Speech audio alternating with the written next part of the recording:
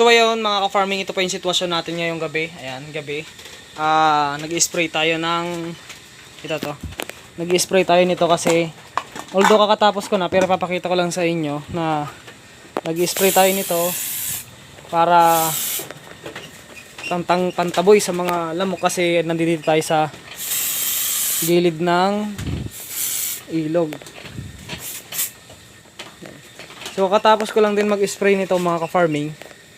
At pinakita ko lang sa inyo na ganito yung ginagawa ko pagka may marami akong napapansin na lamok dito sa aking kulungan.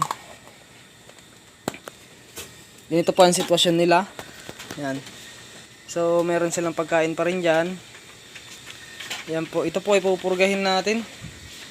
Pagka meron na tayong kasama, pupurgahin na ho natin siya. Yan po. Ito yung sitwasyon pagka gabi dito sa aking munting kulungan. Yung iba nandito sa pwede ko naman to isara eh. Binuksan ko lang yan dyan para kung saan nila gusto na kwarto, doon silang pupunta. So ang buntis na po mga ka-farming ay ito. At yun.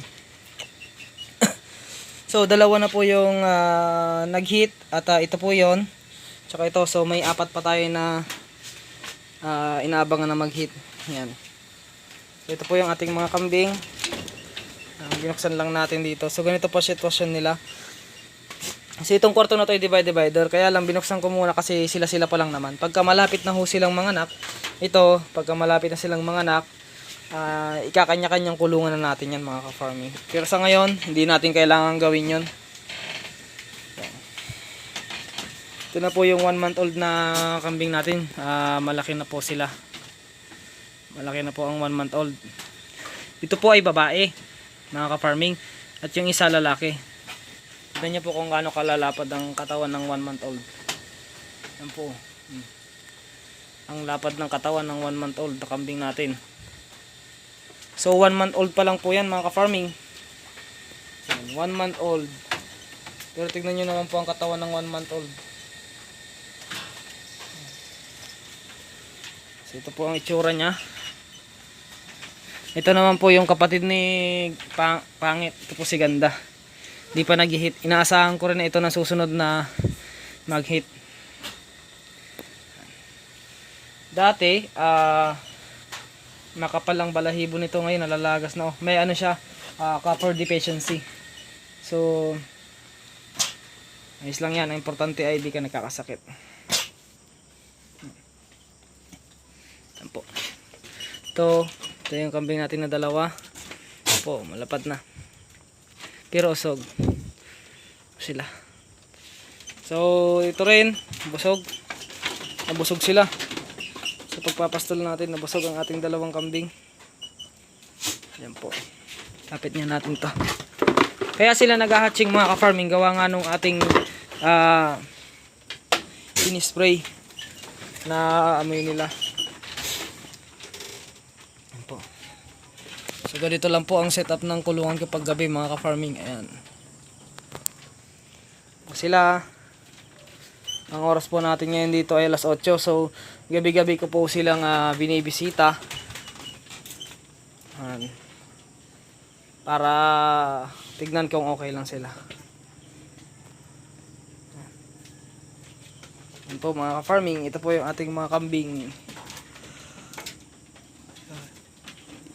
Ito po, ito mga ka-farming, ang nanay nito, ito. Yan. So bali ito, mga kapatid niya na rin yan. Dati dumating to sa akin, April to pinanganak, April, May, June, July, August, September, October, November, December. So 8 months na po ito. 8 months na po. Yan, makintab siya 8 months. So ito yung gusto kong ipasawa rin eh. Kasi ito, may mga lahi na itong bower, mga ka-farming, bower line na yan. Ito, bower na ang tatay nito ay boang. Boang ang tatay nito eh. Boang lang ang tatay. Ito naman, boang din ang tatay. Big mama naman yung nanay nito. Pati yun. Itong dalawa dito, Native lang ito, dalawa na to. Native lang to, dalawa na to. Sabi ko hindi ako mag-aalaga ng native, pero napag-isip-isip ko na maganda pa rin pag kami native para pag may okasyon or pagka meron akong gustong ibenta, makakabenta ako ng native. Kasi nakakapanghinayang pag magbibenta tayo ng mga upgraded. Kung ano lang yung nasa kulungan ko, siya na yun.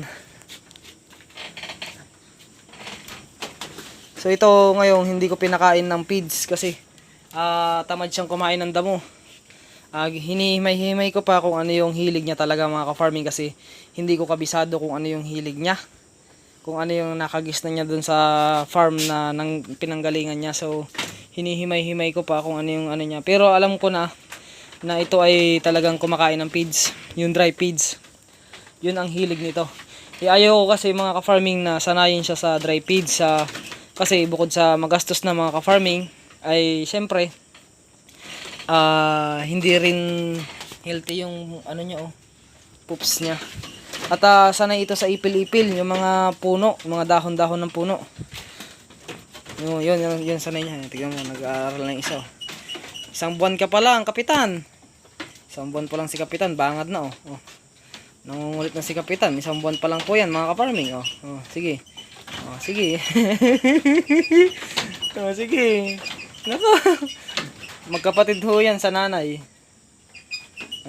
Isang buwan pa lang ho yan. Malikot na.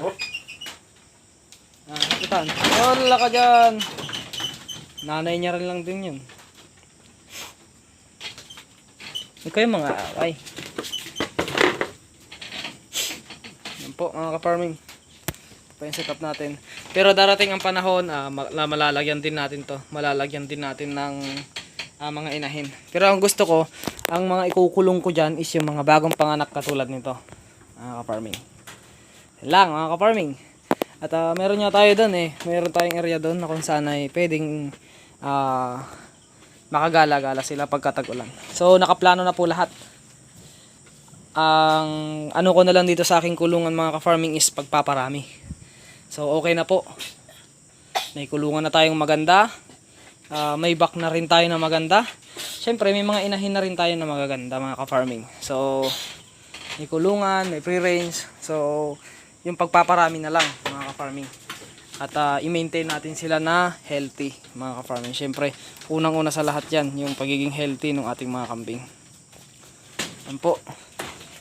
So ganito itsura nito pag pinatay ko yung ilaw mga ka-farming. Yan. Patay ang ilaw niyan mga ka-farming, pinatay ko. Ganito ang itsura niya.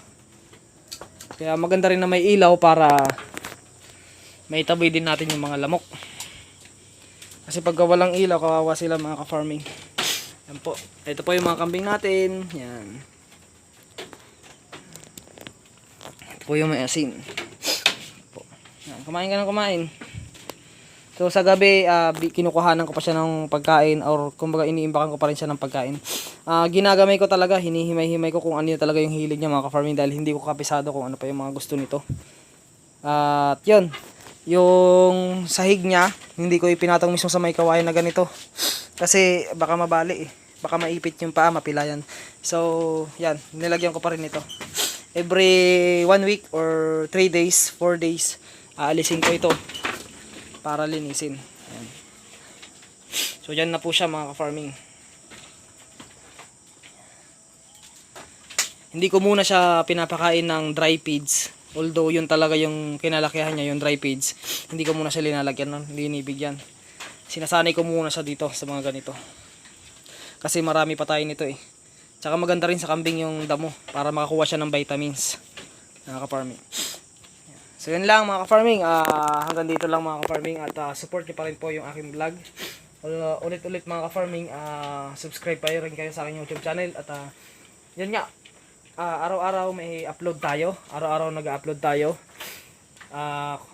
at araw-araw ina-update ko kayo sa aking mga alaga. So yun lang, support niyo pa rin po yung aking vlog.